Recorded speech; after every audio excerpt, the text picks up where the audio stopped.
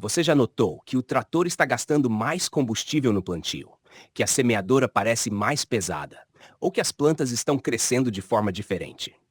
Percebeu também que na seca elas sofrem mais, ou que depois da chuva a água fica parada em alguns pontos da lavoura? Esses são sinais claros de solo compactado. Como você está? Eu sou o engenheiro agrônomo Márcio e peço alguns minutos do seu tempo para falar da importância de saber se há camadas compactadas no solo de seu cultivo. Poucas pessoas dão a devida importância à compactação do solo de uma forma profissional, mas ela é um dos elementos que mais influenciam na produtividade de qualquer cultura.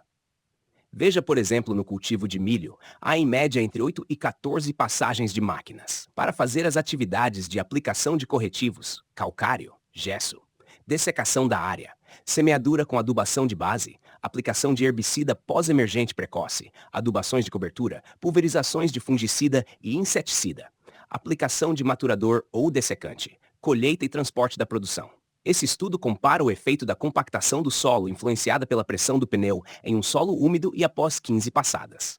Podemos concluir que quanto menor a pressão do pneu, a camada compactada fica nas camadas mais superficiais. Porém, quanto maior a pressão dos pneus, maior é a profundidade da compactação. Nesse outro estudo, foram observados o efeito de camadas compactadas sobre o formato das raízes. Vemos que nos desenhos da esquerda, onde a compactação é menor, há um maior número de raízes, além de elas se aprofundarem mais. Ao contrário dos desenhos da direita, onde a compactação é maior e há menos raízes, havendo inclusive entortamento das raízes, no caso do nabo. Nesse caso, podemos visualizar o efeito de camadas compactadas nos adubos verdes Crotalaria juncea e Guanduanão, que são conhecidos por terem raízes fortes, mas mesmo assim tiveram menos raízes e raízes principais tortas. O esquema ilustra um sistema radicular já desenvolvido. Na camada superficial do solo, previamente gradeada, A, nota-se um bom desenvolvimento das raízes, devido a um baixo grau de compactação. Contudo, devido à camada compactada, B, logo abaixo da camada superficial, nota-se a tendência de crescimento horizontal das raízes na camada gradeada. Na zona compactada, as raízes tornam-se rarefeitas, porém mais espessas, com diminuição significativa da taxa de crescimento e proliferação, para vencer a maior resistência à penetração. E levam um tempo muito longo para desenvolver-se e atingir a zona subsolo, C.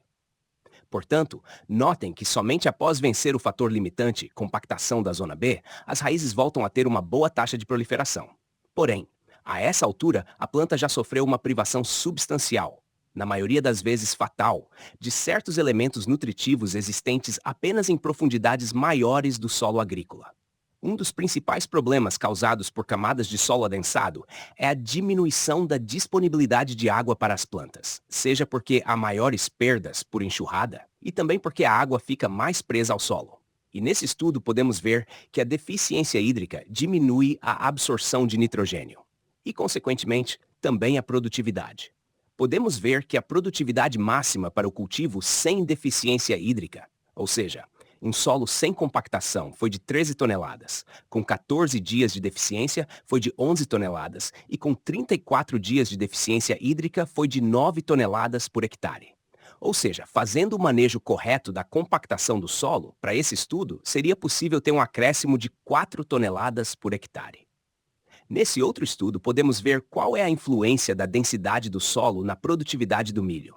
Quanto maior o valor da densidade, mais compactado está o solo. Vemos que até a densidade de 1,45 megagramas por metro quadrado, a produtividade do milho aumenta. Valores acima desse, a produtividade começa a cair. Sendo que na densidade de 1,45 megagramas por metro quadrado, a produtividade do milho já reduziu 1.500 quilos, se comparado à produtividade máxima. Esse outro estudo complementa o anterior, mostrando a influência dos manejos plantio direto, preparo convencional e preparo reduzido na densidade do solo em cada profundidade.